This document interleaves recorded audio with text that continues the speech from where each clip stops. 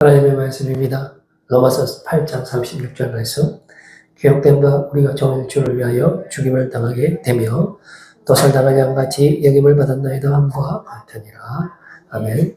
절대로 도와주지 않는다라는 제목 보시고 주님 주신 은혜의 말씀 나누기를 원합니다. 우리가 성령님을 만나고 또 성령께서 우리를 축복하여 주시고 우리가 성령이 가는 거쳐 성전이 되고 또 예수 그리스도 안에서 예수 그리스도를 통하여 모든 문제, 또 죄에서부터 해방되고 영원한 생명을 누리지 않습니까? 자, 그런데 이상한 점을 발견했습니다. 우리가 성령님을 만난다고 해도 우리 일상 가운데 여전히 식욕, 탐욕, 욕심, 정욕, 성욕 뭐 이런 거까지는 없어지지 않는다 하는 것이죠. 그래서 어떻게 보면은 내 인생이 다시 태어났지만 그런데 우리 생각에는 전혀 달라진 것이 하나도 없게 느껴질 때가 있습니다. 왜 그럴까요? 오늘 말씀을 통해서 그 이유가 무엇인지 함께 은혜를 나누고자 하는 것입니다. 즉 오늘 제목처럼 하나님은 절대로 우리를 도와주지 않는다. 예를 들면은 우리 하나님께서 독생자 예수 그리스도를 이 땅에 보내주신 이유는 우리를 죄에서부터 해방시켜 주시기 위함이잖아요. 그러면은 그냥 아예 그냥 우리 하나님께서 우리 안에 있는 죄, 우리를 다스리고 지배하는 이 죄를 그냥 없애주시면 안 될까?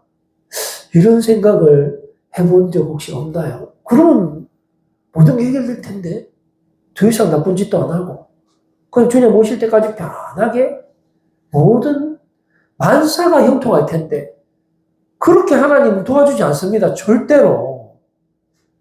왜 그렇게 하실까? 곰곰이 생각해 봤어요. 그러다 보니까 이게 부작용이 생깁니다. 세상에 악인들이 더 잘 돼요. 교회에 다니는 사람 지극히 불쌍합니다. 뭐 이것도 하면 안 돼, 저것도 하면 안 돼. 얼마나 답답한 삶을 사는지 모릅니다. 그러나 악인들은 지 마음대로 하죠. 돈도 지 마음대로 쓰죠. 죄도 지 마음대로 짓죠. 그렇다고 뭐 경찰에 잡혀가지도 않습니다. 그리고 심지어 우리의 이 적들이 있잖아요. 학교 가도 내가 싫어하는 적이 있죠. 회사 가도 상사 있죠. 그 상사가 나는 하나님의 사람이고 그 사람 교회 안 다녀요. 그럼 싸우면 누가 이겨야 되죠? 하나님 백성 이겨야 되잖아요. 그러나 현실은 정반대로 됩니다. 상사가 이겨요. 학교 가도 교회 안 다니는 아들이 훨씬 레벨이 높습니다. 교회 다니는 아들은 맨날 두들기 맞아요. 그러니까 이거 왜 하나님이 도와주지 않잖아요. 그리고 심지어 우리 내부에 있는 적도 있어요. 사도 바울이 고백한 것처럼 나의 반틈은 선을 하고자 하는 그 마음의 법이 있다라면은 나머지 반틈은 육의 지배를 당하는 이 육의 법이 있는데 이 둘 중에 싸우면 누가 이길까요? 10중 8, 9가 육의 법이 이깁니다. 심지어 내 안에 있는 적도 통제가 되지 않아요. 그렇다 보니까 우리가 신앙생활하면서 많이 헷갈립니다. 시편 73편 2에서 3절 말씀 보면 이렇게 고백합니다. 시인이 나는 거의 넘어질 뻔하였고 나의 걸음이 미끄러질 뻔하였으니 이는 내가 악인의 형통함을 보고 오만한 자를 질투하였음이로다 라고 고백합니다. 그래서 우리가 열심히 착하게 살아봐야 아무 소용없고요. 율법에 순종해봤자 그 누가 알아주는 사람이 없습니다. 그래서 결국에는 하나님까지 의심하게 돼요. 도대체 하나님은 살아계시는가? 지금 내가 하는 이런 모든 일들이 하나님이 알고 계시기는 계신가? 왜냐하면 우리가 당장 죄를 짓잖아요. 그럼 하나님 살아계시면 바로 처벌해야 되는데 아무런 일이 없어요. 뭐 훔친다든지 뭐 탐욕을 저지른다든지 뭐 우리가 어떤 세상에서 이상한 짓을 한다고 하더라도 뭐 경찰은 당연히 모르고요. 어떻게 합니까? 경찰이 신고하지 않았는데. 그럼 하나님은 아셔야 되는데 하나님이 어떻게 합니까? 그냥 가만히 놔둬요. 왜 그러시는 걸까요? 예수님 안에 있는 우리 로마서 8장에 보면 이런 법이 있습니다. 그 마지막 법이에요. 우리가 마음의 법이 있고 육신의 법이 있는데 이 모든 것을 다 이길 수 있는 최상위 법이 바로 예수 안에 있는 생명의 성령의 법이에요. 그런데 이 법을 적용받고 난 이후에 놀라운 말씀이 있습니다. 로마서 8장 36절 말씀 보니까 위치가 아주 생뚱맞아요. 더 이상의 법이 없는데도 어떻게 됩니까? 기록된 바. 오늘 본문 말씀이죠. 우리가 종일 주를 위하여 죽임을 당하게 되며 도살당할 양같이 여김을 받았나이다. 함과 같으니라. 왜 이럴까요 도대체? 우리가 생각했을 때 아무 잘못이 없는데, 물론 우리가 아무 잘못이 없겠습니까만은 그냥 우리의 바람이라고 생각합시다. 자, 내가 뭐 특별히 사람을 죽이지도 않았어요. 돈 훔친 것도 아니잖아. 그리고 교회 열심히 다녔어. 물론 마음으로 엄란한 죄를 짓고 하지만 일단 그거는 접두고. 그런데 내가 아무런 잘못도 없고 내가 하나님의 백성인데 하나님은 왜 우리를 버리시는 걸까요? 하나님은 우리를 절대로 버리지 않겠다라고 야곱과 약속했어요. 내가 너를 향한 완전한 계획이 있는데 그 계획을 완성하는 그 순간까지 내가 절대로 너를 버리지 않고 너와 함께 하겠다라고 말씀하셨지만, 그러나 계약의 당사자이신 하나님께서 직접 그 계약을 파기시키고 이스라엘 백성들을 전부 다 바벨론으로 포로로 보내버린 거예요. 왜 이렇게 하시는 걸까요? 여러분, 우리의 삶을 한번 돌아봅시다. 하루에 몇 번 넘어집니까? 하나님 도와줍니까? 절대로 안 도와줍니다. 자, 로마서 말씀에 보면 3번 안 도와줘요. 우리가 보통 2번, 성경에서 2번 하고 반복에 강조의 의미를 두지만 이 3번은 트리플이에요, 트리플. 이거는 강조를 넘어서는 거예요. 그런데 이 3번 뭐하냐? 안 도와줘요. 하나님, 우리 안 도와줬다니까요. 이렇게 됐습니다. 처음에는 마음의 정욕대로 더러움에 내버려 두사라는 표현이 있고, 두 번째는 이번에 조금 더 강도가 진해집니다. 그리고 욕심에 내어버려 두셨으니, 마지막 3단계, 이제는 아예 상실한 마음대로 내어버려 두사라고 말씀해 주고 있습니다. 자, 그래서 이제 우리 생각해 봐야 됩니다. 이쯤 되면 이건 분명히 의도가 있는 거예요. 왜 하나님은 절대로 우리를 도와주지 않는 걸까요? 자, 첫 번째 이유 한번 봅시다. 첫 번째 이유. 하나님이 도와줘봤자, 하나님이 말씀해봤자 우리가 어떻게 해요? 거부합니다. 안 들어요. 우리는 절대로 하나님의 음성을 듣지 않습니다. 우리는 절대로 순종하지 않아요. 율법을 그렇게 많이 줬지만 절대로 지키지 않습니다. 죽을 때까지 안 지켜요. 그래서 영은 영이고 육은 육인 것입니다. 이스라엘 백성들 한번 보십시오. 성경 말씀 처음부터 끝까지 한 번도 순종하지 않습니다. 그럼에도 불구하고 그 긴 성경은 계속해서 하나님의 역사를 서가십니다. 왜 그렇게 하시는 걸까요? 하나님은 그럼에도 불구하고 이스라엘 백성들을 포기하지 않습니다. 우리를 포기하지 않고 끝까지 우리를 기다려 주십니다. 두 번째, 하나님이 우리를 절대로 도와주지 않는 이유는 스스로 깨닫게 하기 위함입니다. 이 말은 하나님이 절대로 도와주지 않는 게 아니고 하나님이 우리로 하여금 절대로 하나님의 도움을 받게 하기 위함이다 하는 겁니다. 스스로 돌아오게 하는 거예요. 우리가 탕자 이야기를 알고 있습니다. 아버지로부터 유산을 미리 받아서 그랑바탕하게 생활하는데 그 와중에 아버지가 도와줍니까? 안 도와줍니다. 돌아가는 대로 다 줘요. 그러면 이 돈을 주면 이 아들이 타락할 것이라는 것을 아버지가 충분히 알고 있음에도 불구하고 일단은 아들이 돌아가는 대로 다 해주죠.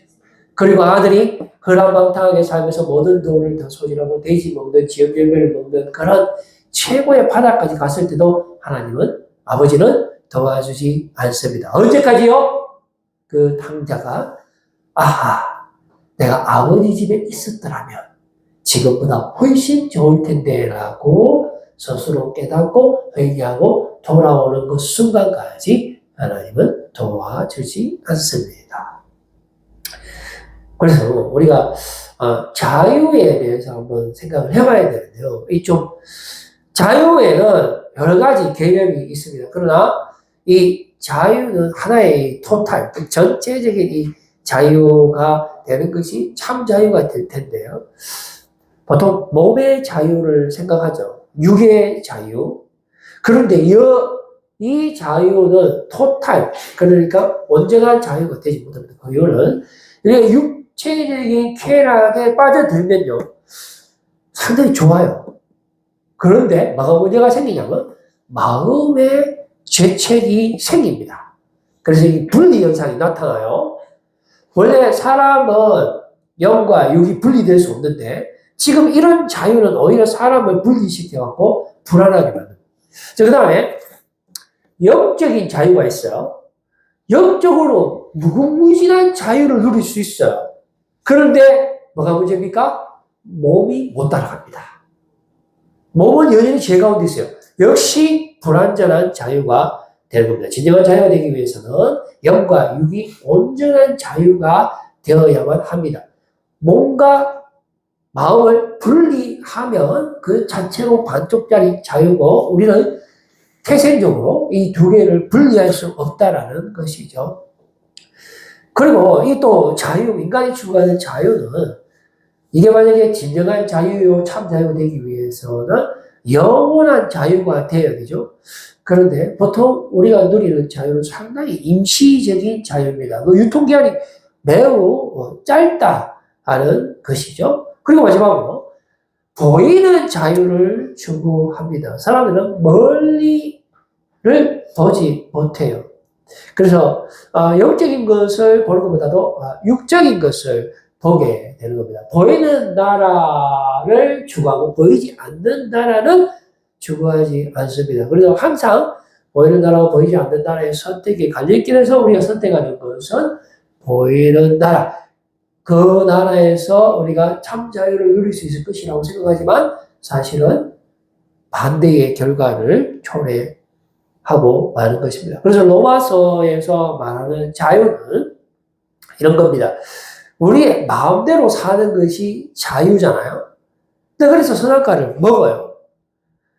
그런데 어떤 결과가 추구됩니까? 이거는 몸만의 자유가 되든지 아니면 마음만의 자유가 되고 또 설령 그 선악과를 먹는다 하더라도 그 달콤함이 영원히 지속될 수 없어요. 따라서 이 보이는 자유는 영원한 것이 아닌 것입니다. 오히려 우리에게 사형 선고가 내려지는 것입니다. 이제는 더 이상 다른 생각과 또 어떤 행동을 해야 되는지에 대한 감각이 매우 둔화되면서 판단 능력이 상실되고 내가 스스로 무엇을 해야 되는지도 모르게 되는 지경이 되는데 내가 지금 어디서 무엇을 하는지 어디에 있는지 내 마음과 몸이 겉돌게 되는 상태를 우리 철학적으로 인간의 실존이라고도 하죠. 그래서 결국은 막다른 길목으로 자초하게 되고 죽음을 초래하게 되는데 이런 현상들이 반복적으로 계속 나타나는 겁니다. 그래서 로마서 6장 21절 말씀을 보니까 너희가 그때 무슨 열매를 맺었느냐 이제는 너희가 그 일을 부끄러워하느니 이는 그 마지막이 사망임이라 라고 말씀해주고 있습니다. 이에 비해서 참 자유는 무엇입니까? 율법에 순종하는 것. 그러니까 선악과를 먹지 않는 것입니다. 그렇게 되면 어떻게 될까요? 오히려 자유의 무한한 정강의 역사가 나타나고 우리의 몸이 치유되고 온전한 삶을 누리게 되고 거룩한 삶, 영생의 풍성함을 누리게 됩니다. 이것이 바로 그리스도 안에 있는 참 자유인데요. 바로 주님께서 우리에게 주시기를 원하시는 그 자유가 되는 것입니다. 그 예수 안에 있을 때, 우리는 죄로부터 영원한 해방을 누리게 되는 것입니다. 그리고 성령께서 우리 안에서 행하고 계신 그 일의 동참하게 되는 거고요.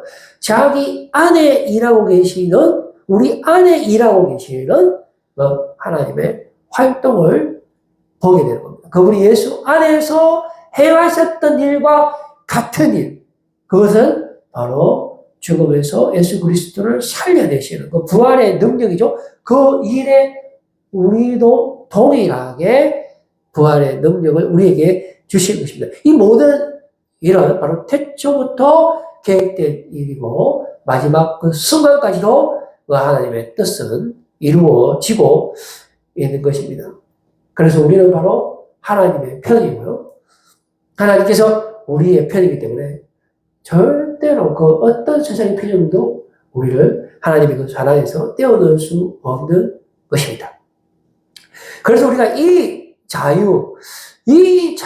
우리가 참여해야 되는데, 문제는 우리가 이것을 스스로 선택을 할 수 있느냐라는 겁니다. 우리가 선악과에 대해서 생각을 해봤을 때, 이 선악과도 보면 결국은 스스로 선택하도록 선택권을 부여하고 있습니다. 우리 하나님은 단 한 번도 우리를 강제로 이끄신 적이 없어요. 지금도 마찬가지입니다. 항상 오래 참고 기다리시는 분이시죠. 자, 그래서 이제 우리가 선악과 앞에 있다고 한번 생각을 해봅시다. 우리가 먹으면 당장에는 맛있고 눈이 밝아지고, 그래서 하나님과 같이 된다라는 사탄의 유혹이 있지만 길게 보면 어떻게 됩니까? 하나님이 반드시 죽이시는 것입니다. 그런데 안 먹으면 어떻게 돼요?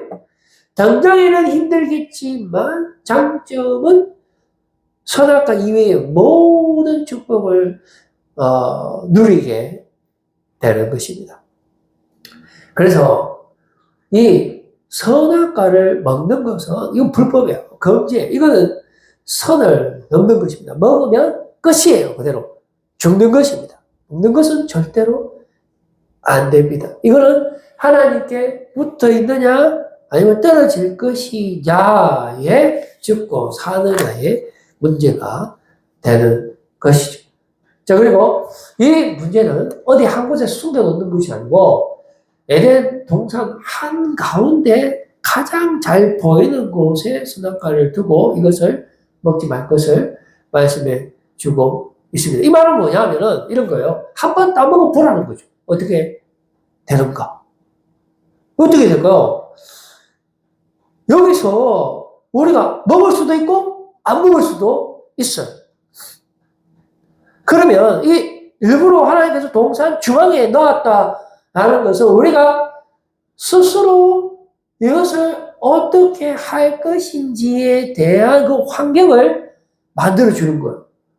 그래서 우리가 믿음으로 먹을 수도 있고 안 먹을 수도 있는 그런 상황에 직면하게 되는 것이죠. 그런데 어떻게 합니까?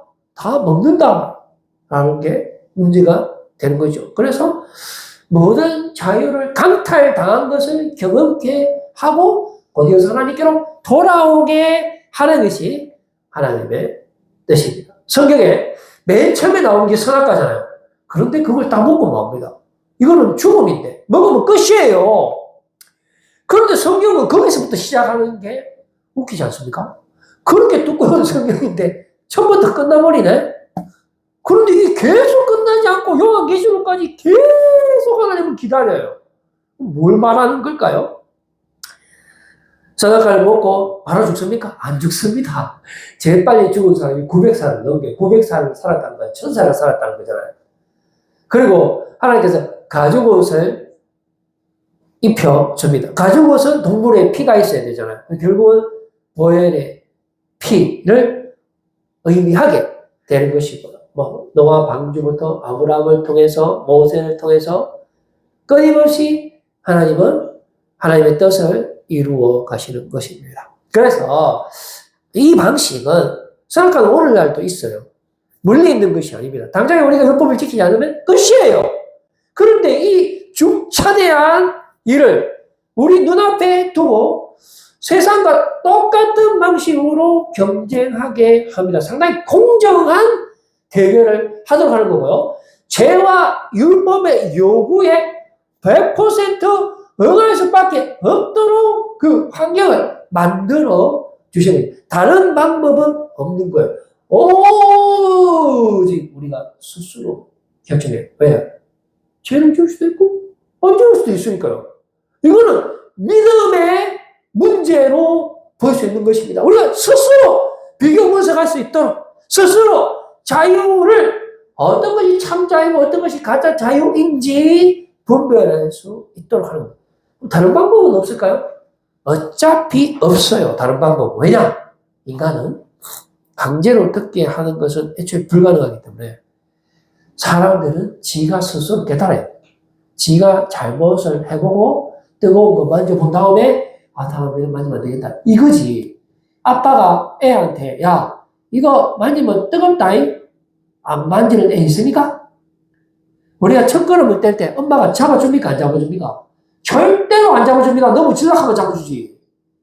만약에 처음부터 끝까지 잡아주면 그 아이가 그럴 수 있습니까? 못 끊는단 말이죠. 체득할 때까지, 돌아올 때까지 하나님은 절대로 포기하지 않습니다. 그래서 하나님은 절대로 도와주지 않습니다. 그러다 우리 악인들이 형통하도록 그냥 놔둬요. 그 다음에 악인들이 우리를 조롱하고 괴롭히도록 그냥 놔둡니다. 그리고 마지막으로 스스로 자신에게 허망하게 짓도록 그냥 두십니다.